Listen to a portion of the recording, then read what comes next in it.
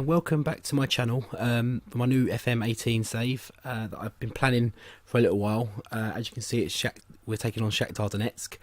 I'm going to go into a bit of the save in a minute, and this is really just an introductory episode, kind of like an episode 0 if you like, just going through what we're planning to do, the aims and objectives, just what I want to get out of this save really.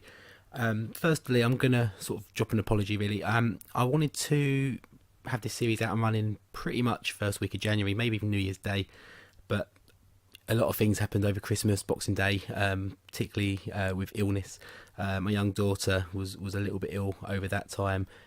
As you can hear in my voice now, I'm still getting over another cold and sore throat, cough. It just seems to have struck this house over Christmas and New Year, and just seems to be going around in circles. But hopefully, New Year, new start, and it's hopefully on its way out. Hopefully by tomorrow I'll be feeling a lot better, and I'm kind of forcing myself to record this tonight really, just to get it out. And I'll be recording the next episode as well, which I'll go onto shortly.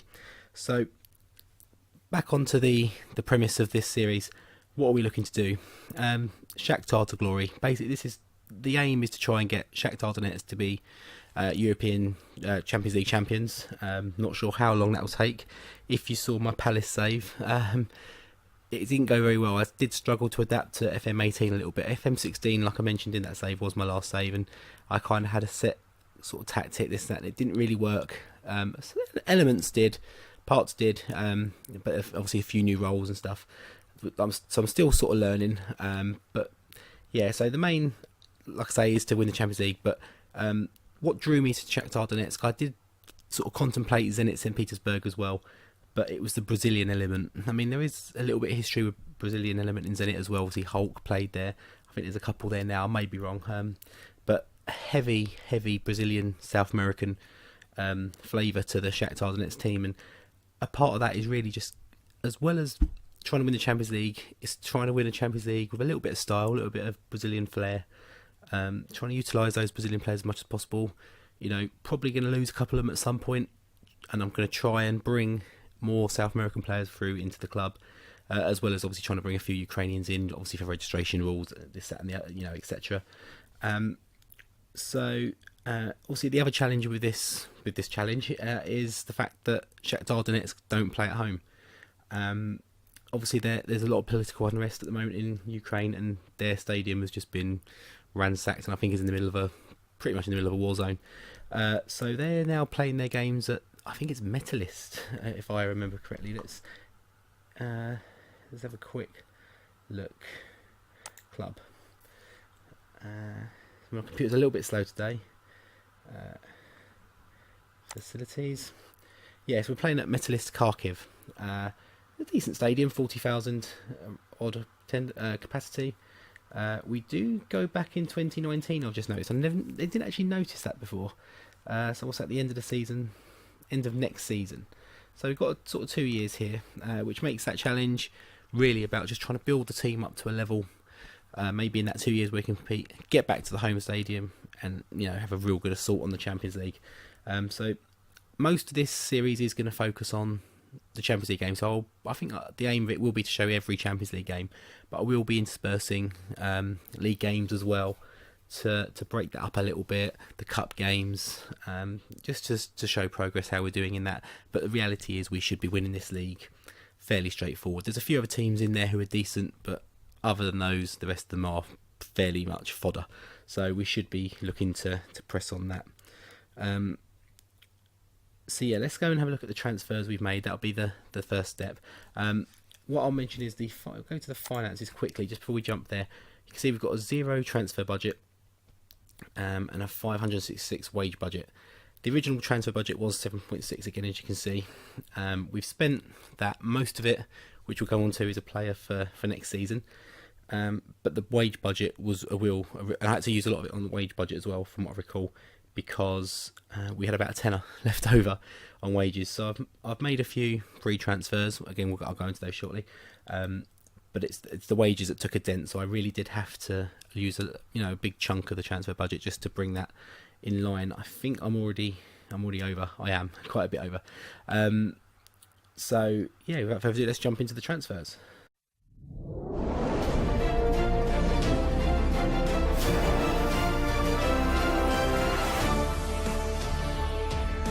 number 1, Denilson. So as I mentioned, I'm very keen to keep the Brazilian element coming through this team. Ex-Arsenal player, so I know him quite well. His value's got up quite well. He's only got current ability about 3 stars, but I think he fits that central mid role quite well. From what I recall, we had a few holes in that position. I did a bit like my Palace save, if you recall. I did chop and change my formations quite a lot. I'm sure that will happen again. We'll talk a bit about tactics later and look at what we're trying to do. So I did have a lot of central midfielders. I'm probably not going quite that way so much now, but at the same time, the transfer window is still open. We've got about another a bit of a while yet. Actually, we're still in this Shakhtar season. The pre-season has finished. We'll go on to that again in a bit, the fixtures and how the pre-season has gone. But obviously, the rest of Europe is still open for quite a while. So I expect to have a little bit of interest in some of my players, particularly the Brazilian ones, particularly midfielders, the flair players. So there was a few clubs interested in him, so it was a obvious choice really. He's not done massively great in pre-season, but he hasn't played that many games. He hasn't played that many minutes. He was quite a lot of sub appearances, and they were quite last minute, some of them. So, but I think he'll come in, do a job. He's 29 years old, bit of experience, and I think that's very much what is needed in this team. So let's go on to the next one. Another free transfer, Hervin Ongenda, French striker. Again, the striking options weren't great starting. We've got one sort of decent striker, which is Facundo Ferreira, which a few Newcastle fans will probably be aware of. Didn't have the best time in the Premier League, but this guy, his stats aren't the best. His finishing is terrible for a striker, but he's young enough that can still be nurtured, and he could even play in that attacking midfield role, which I was looking at playing, trying to adapt a bit of a strikerless role, particularly in the first couple of seasons. When I go through the squad, you'll see what I mean with the attacking midfield. It's very heavy, a lot of number 10 style players, a lot of sort of attacking midfielders, left, right, centre, quite a few conflicting ones, so maybe one or two of those will have to move on. We'll see. Maybe they might get moved on without my say so, who knows, but like I say, it's still a long way to go in the window, and I can feel my voice dropping out now, so I'll try and move on as quickly, so I don't want this to be a long video. So yeah, he's an obvious one really. He's not worth a lot, but he gives me a few options. So the fond transfer, Valery Boldenkov. Doesn't look too much, centre back, tackling 10, but he's 22 years old, and that determination of 20. I've got him being tutored by, I think it's Dario Serna, but I might be wrong. But I've got a lot of tutoring set up, them sort of things going on, so I'm sure he will adapt. Plus he gives me that extra homegrown player. I don't know if he was an ex-Shakhtar player. No, he wasn't. But not too exciting. I think, was he a free transfer or was it just a very cheap transfer? Very, very cheap transfer. No, he was a free transfer, in fact. I thought I paid for him. So, sorry, I do actually know there is, I think, at least one, maybe two more transfers, which I will show now, because as I mentioned, they're not all in now. So we'll jump to those right now. I'll do these as a group, really. So Paulinho is the obvious one there straight away. So Brazilian, keeping that tradition going. Another striker. I think this guy, I think he becomes a wonder kid, or certainly has the potential to become a wonder kid there. We paid, I think it's 3.5 plus a few add-ons. So I think that's quite a good deal for him. He'll come in end of this season, so July next year, roughly. So he'll make pre-season for us. 15th of July. So it's actually a year from now. So he'll miss pre-season but join for the start of the season. The next one is another striker, I believe. Michael Sago, young Croatian, 16-year-old. Again, he looks like he could be a good, certainly in the future. 16 years old. When does he join? He's got another 2. No, he joins in August. Actually, did that say Paulinho joins? It was 18. I thought it was 17 for something. I thought he was going to join today. So he joins around the same time. He joins a bit later, 10th of August. But I think that will make him 17 roughly. Without having a quick look at the maths. So he should have a chance to become a homegrown player, trained at the club. He could be trained in a few positions. I think he's got a few attributes that could be quite interesting to work on. And the final one is Anas Farah. He's a quite versatile midfielder, really. Be looking to utilise him in a few positions. He joins for, I think, quite relatively cheap, yeah, like 9k and a few add-ons. He looks like he joins from is that the Norwegian League? Yeah, Norwegian League, 17 years old. He joins 1st of July, so he might make the odd pre-season game, but to be honest, he probably won't be featured in the first team. It'll probably only be Paulinho really featured in the first team of those. So that'll be an exciting couple of transfers next year. But so here's the squad. We'll jump in and have a look at it position by position. So goalkeepers, we've got Piatov, aging goalkeeper now, but he'll serve us quite well this season. And then we've got Shevchenko sort of in the backup, decent as well. So in fact, he may even be slightly the better option. He's certainly got potential to be better than Piatov. I think Piatov is just slightly there at the moment, but he is tutoring Shevchenko. So we'll see how that goes. In defence, we've got... this is where I'm struggling with this team. Remembering so many names are similar and the pronunciations, I'm going to slaughter them. And remembering who's what position at the moment. I haven't learnt the team properly every pre-season, so I'm having to check their positions.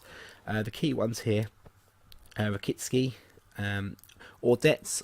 I remember signing for Ajax on FM18 and he was an absolute beast, and I ended up selling him 2 or 3 years later to Barcelona for about 45 million, so I'm hoping he can turn out similarly.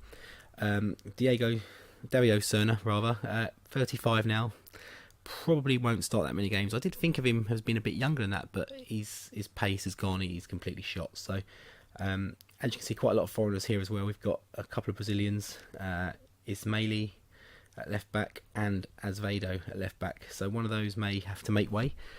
We've got Bogdan Butko, who can sort of slot into left position slot if need be. He may need to go into first choice as the right spot even, so we are looking a bit loose on the wings, so wing backs, full back position, so I might have to look at that a little bit, especially if one of these foreign ones goes. But yeah, not much more to say on the defence really. Let's have a look. We'll do the midfield as a whole, so you'll see exactly how stacked this is.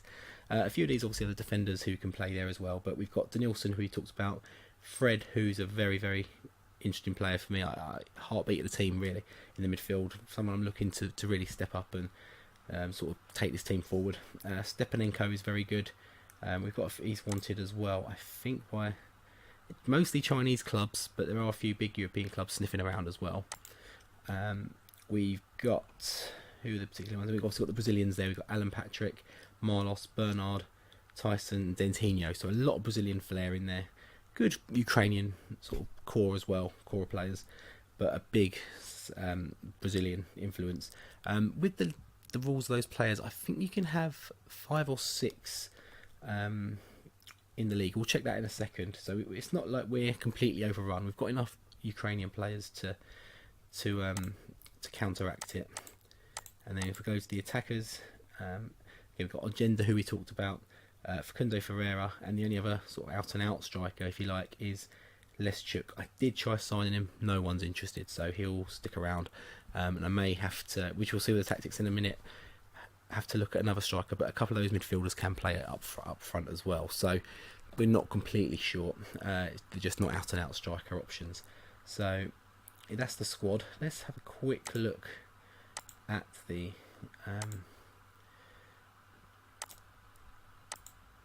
rules. Let's have a look. Match rules, squad registration. Does it say in here? No more than 7 in the playing 11. So, you know, it's not too bad. Yes, there's a lot of foreign players in there, but we've got plenty of Ukrainians as well. And there are some good ones on frees, and there could be 1 or 2 I look to bring in still before the end of the season if I can free up some wage, or maybe get some more at the board, which is looking unlikely. So we'll jump to tactics now. Kind of got a few I'm looking at. The main, I mean, the way I'm training them suggests it isn't the main one, but for the league, I'm not sure. I'm looking at possibly having a couple of different formations for different scenarios, which I think is always a good thing in this game. The league we should walk, so quite offensive, quite attacking. Just try and score as many goals as possible. Probably play as many attacking players as we can. We should have little trouble. Some of the bigger teams like Dynamo Kiev, maybe Metalist, will look to tighten it up a little bit, but not too dramatically. So I am playing an Arsenal save offline. This is the formation that's kind of turned my season around there. I was kind of struggling a little bit. Changed it to this, and we kind of got a lot more results going. So we'll give this a go. Maybe in the league, maybe in the Champions League. It was quite a grindy. It seemed to grind a lot of results, so that might be a good one for the Champions League. Maybe the bigger teams. But I have also trained one that's not on there at the moment for the bigger teams, which is literally plug in the back, a couple of strikers up front, and just lumping it along. So we might have to resort to that if we get someone like Barcelona, assuming we qualify, because I don't think we've actually qualified yet. We've still got a qualifier. The other one we've got is the 5-2-3. So this one doesn't really utilise all those Brazilian wing attacking midfielders, so it has worked quite well. Free up front, it just seems to be dynamite on this Football Manager, which is why I've tried to work it in.